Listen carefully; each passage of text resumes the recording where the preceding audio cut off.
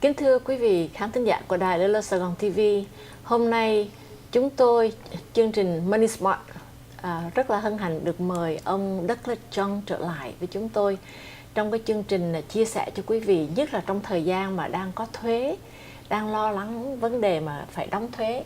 Cho nên tôi là Nguyễn Thị Ngọc Tịnh cũng như là Xin chào quý vị, tôi là Tom Nguyễn, Chủ tịch phát triển nhà cửa cho thành phố Fountain Valley và tổng giám đốc cho công ty Integrity Escrow. Và bữa nay là kéo dùng tiền, and bữa nay mình có anh Douglas. Today is so lucky to have you to come back to our program, Mr. Douglas Chung. Okay, thank you very much for having me here. I would like you to introduce again to our audience how. Yeah, hello. My name is Douglas Chung.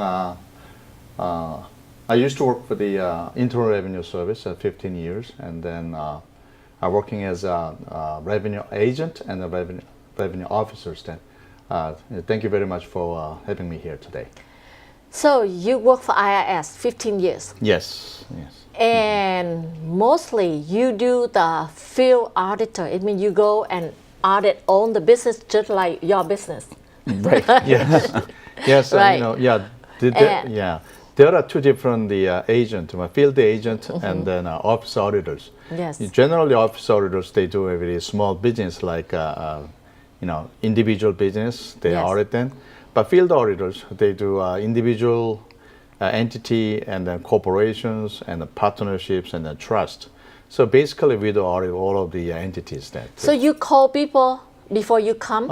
Usually, we do not call. We send the letter. IRS has the last known address, and then we send the letter first, and then they do not respond it, and then we search for the telephone number, and then we call them.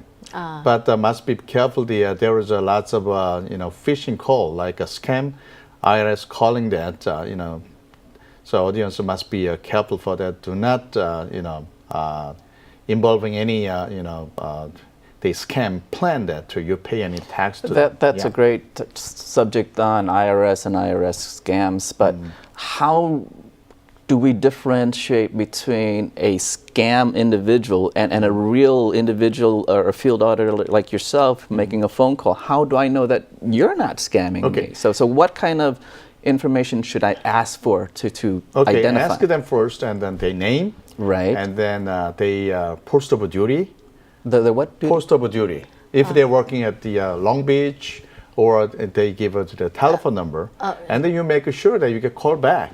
Usually the telephone number is 800 numbers, or something is different from the not a local numbers. Then generally, not if you're living in the local area. If you're living in this area, maybe cover for the Santa Ana and the Long Beach, they have 714 or the 562 generally. Let me ask you, does a IRS agent have a employee or a badge number, like an officer or agent where we could call up and identify if you're a real agent or not, right? Yeah, usually what happens that if they're a field audit, they visit their business, and then they should show them their commissions. They have their name, and on the Treasury Department, in the IRS, they have a badge number there too. Exactly. They should show them too. But telephones, you may ask them too. What is your employee ID number? And everybody has their own employee ID number. And are they willing to give that number? Of course. The IRS agent, field auditors, they should give the numbers. Otherwise, they don't know that too. Yes. So if an individual doesn't give the number, then that may be a scam person. Maybe. Right? Yes, or it could be. Let me translate to our audience real quick. Kính thưa quý vị, ông Douglas Chung đã nói rằng là thường ông hay đi kiểm soát tất cả những thuế má của mọi người, nhưng mà trước khi ông tới thì thường người ta gửi theo cái địa chỉ trước, rồi sau đó nếu gửi không, người ta kiếm không ra cái người đó thì họ mới kiếm trong cái số điện thoại cuối cùng để họ liên lạc. Nhưng mà mình phải cẩn thận, cái chuyện đó rất là thường hay xảy ra. Hồi nãy anh Tom có nói rằng là như vậy thì người ta làm sao để phân biệt được cái người mà không phải là scam, hoặc là cái người là gian dối, hoặc là cái người không gian dối của IRS. Thì ông Douglas nói rằng là chúng ta phải hỏi tên tuổi hoặc là cái chỗ mà người ta đang làm việc, chẳng hạn như Santa Ana hoặc Long Beach, hoặc cái văn phòng người ta làm việc như thế nào, hay là như cái số là employee, giống như cái số mà của cái nhân viên của cái cơ sở IRS. Trước khi mà mình trả lời phải kiểm soát cho kỹ trước khi trả lời, và không có cho bất cứ người nào mà gọi tới điện thoại tới nhà mình mà cho mình số an sinh xã hội hoặc là bất cứ một cái điều gì về những cái sự kiện cá nhân của mình cho người đó. Xin quý vị cẩn thận. Thank you so much. I tried to abbreviate so fast. Yeah.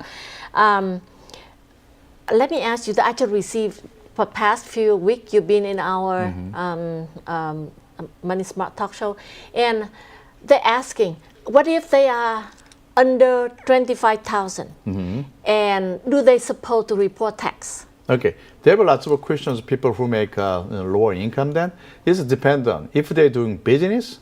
They make sometimes they make very under the 24,000. Some people make more than, but they do as long as they're doing business, they should report it. However, if a lower income, they receive a government aid, like they have SSI, then single people they're less than 12,000, that they don't need to file their tax return. Joint return, husband and wife, they have joint return. They have 24,000, they don't need to file it, that one. So especially elderly people more than 55 years, then 26,600, they don't need to file it. But however, they have another income like a dividend, the 401k. 401k, investment income, other incomes. If less than 26,000, they should report it. Otherwise, what happened that who issued the 1099 to the taxpayers and then IRS. Now IRS saying that, hey, these guys are receiving the interest income $20,000. Now how come did not report it? They're going to send a letter. You have to report it. So this is some part of it is correct, some part of it is not the correct answer. Yes. So let me summarize real quick with our audience. Kính thưa quý vị, nếu quý vị có lời tức dưới 25.000 mà quý vị nhận tiền trợ cấp xã hội hoặc là những cái gì mà như là SSI thì quý vị không cần report. Nhưng nếu quý vị có những cái tiền như là pension, tiền 401k, những cái tiền lời mà họ gửi tới cho quý vị thì quý vị phải report. Thank you. That's what a lot of people ask. So Douglas, as an auditor, as a business owner myself, I want to avoid being audited. I don't want to be audited. Yeah. So what are some of the things as a business owner I can do to protect myself and not being audited? Or could you give us some of the steps or maybe tips for a business owner to keep in track, do this, do that, do the right things to avoid being audited? Okay, there was no way to avoid the tax audit. There's no way? No way, because sometimes what happened that IRS, they have 4 methods to select the cases. Right. The first one is the random, because the tax system is United States tax system is a voluntary system. So whatever taxpayer they report a voluntary, IRS they will check at the random basis. So if you're unlucky enough, then you gotta select it under random. So it's just being unlucky. Unlucky. Then second one is the each taxpayers they have tax returns. IRS making score there too. There's which a means score? Score numbers. Then like a $200, 200 point, 300 point. It's based on the, for example, you're living in a very rich area, very rich area. How come you have reported only 10,000 income? They thought that how can you support your family? You drive a Mercedes Benz, and you pay mortgage at 30,000, whatever, big amount of money. Then they think of a suspicious then too. How can we report it then? So they make some scores. So some people get a higher score, they're more likely to be audited than too. So you're saying each tax return is scored in your office with your number, your algorithm per se. Yeah. So and have these scores, and then you pick from those scores. Yeah, for example, you're living in the a rich area, your itemized deductions.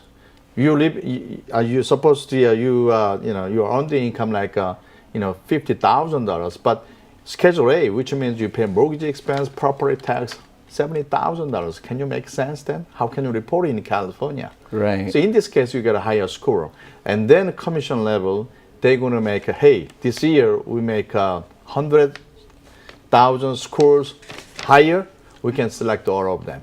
Something we have a score systems, random systems, 211 claim, which means, employee report to their employer had treating their tax returns. Competitive company, there was sent some information to the IRS for the competitive company, something they have to do. And then also, they have a industry specialized program. For example, hey, this year real estate is booming. Real estate agent, real estate, brokers company, escrow company, like a title company.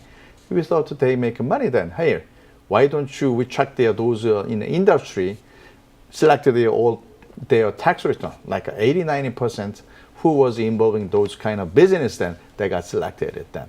So that was a different way to do it. Then. Okay. Wow. Thank you, Mr. Chong. We will go back after the break. Kính thưa quý vị, xin quý vị đừng rời máy, chúng tôi sẽ trở lại với quý vị trong chốc lát.